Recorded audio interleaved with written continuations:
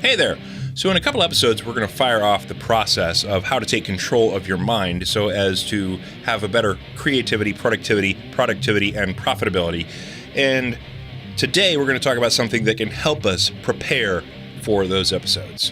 Stand by. Welcome to the Turbocharged Entrepreneur, where we discover the secrets of mastering the mind game of success. Clear your mind's calendar. You're about to be infused with some high-octane wisdom that is going to help you turbocharge your positivity, your creativity, your productivity, and your profitability. Here now is your host, a former executive with the Fortune Global 100, a successful entrepreneur out of Georgia Tech's Advanced Technologies Development Center, an advisor in the Charlotte startup community, and personal tuning expert, Sean Webb.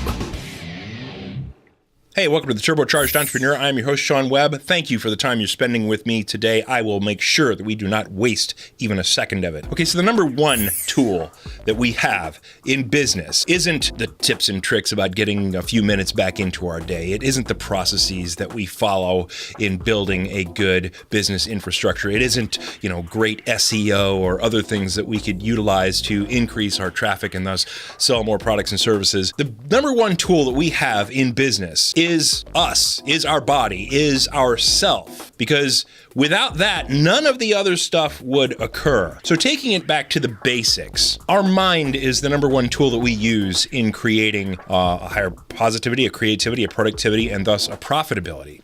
And our mind is a subset of what our brain provides us, right? There's a separation between mind and brain. We'll talk about it in the future episodes, but our mind is dependent upon how well our brain works. And our brain, of course, is a subset of our body as a whole. Our brain works only as well as our body works. And so what we need to look at in being a good business person is building the good foundation that allows our body to work well, that allows our brain to work well, which then allows our mind to work well. Now, our mind can change our brain, scientifically proven through plasticity. Our conscious will, our conscious attention can alter things in our brain, but our brain can only change so much if we're only giving it a certain amount of basic tools for it to use to be able to do what we want it to do. So today we're going to spend just a couple of minutes talking about diet and exercise. Okay, now, if you haven't already done so, you might want to pick up on the web. You can get these and you can get them, I think, at Amazon. Test your acidity versus your alkaline pH in your body. Basically, you get these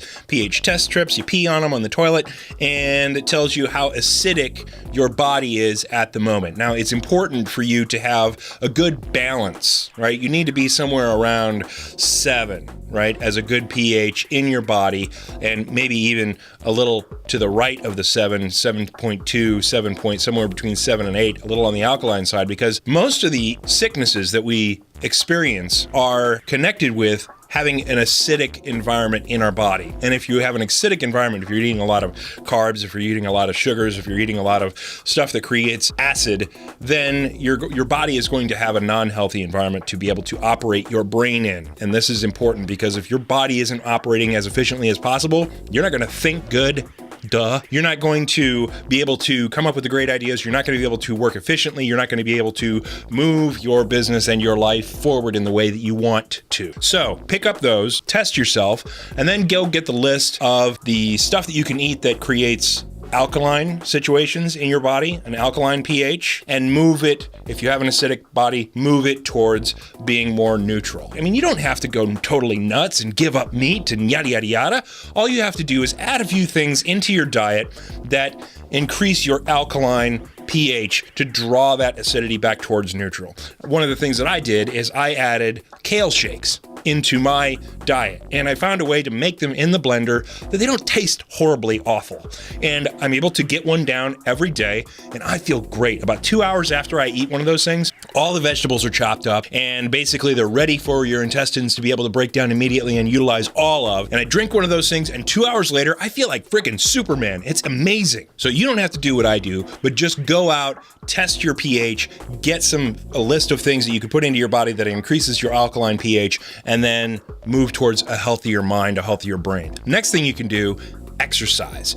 exercise is one of the biggest benefits that you can have to your brain activity, believe it or not, because it creates a number of chemicals naturally. It's like a big pharmacy up there that creates a number of chemicals for you to be able to move forward and to be extremely efficient in your mindful processes. There are literally thousands of studies that have shown exercise to be able to reduce fatigue, increase your alertness, increase your concentration, and enhance your cognitive function.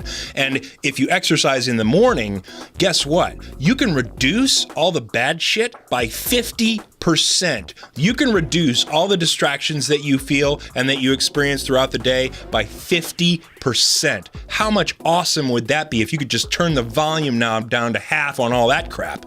Wow. Now, for those of you who are a little reticent about getting out and exercising, it's not all that bad. You don't have to go to the gym and get all pumped up like Arnold. No, what you have to do is you have to just get outside and take a walk for 5, 10, 15, 20 minutes around the block. That's it. Just get your heart pumping a little bit, get your endorphins moving just a tad, and that is all you need to be able to increase your positivity, your creativity, your productivity, and ultimately your profitability. Because it only takes a little bit of fresh air. It only takes being around the trees. It only takes being around the birds, being around the grass, being around the things that are also living there with you in that moment to be able to get your brain into a higher state of activity. And it's proven scientifically over and over and over again. So I'm going to let you go for today in preparation of getting into the really awesome stuff of the brand new science of how to control your emotions and how to control your mind, which is some awesome stuff coming up in future episodes. But today, let's start focusing on how to increase the alignment of our body and our brain and our mind with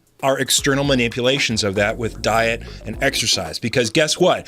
If you're not focusing on diet and exercise, you're about 70 to 80% efficiency of what you could be getting done on a daily basis, having those things in mind with your diet and exercise in mind. You're getting a B or a C on what you could be getting in comparison to getting an A on getting stuff done for you. So take that into consideration because it only takes a good 10, 15 minutes a day and adding a couple extra things into your diet that you wouldn't normally eat to get your body into a space that can be an awesome business tool. I hope this helped you today. I hope that you guys are having a great week. I love each and every one of you. Talk to you soon. Peace.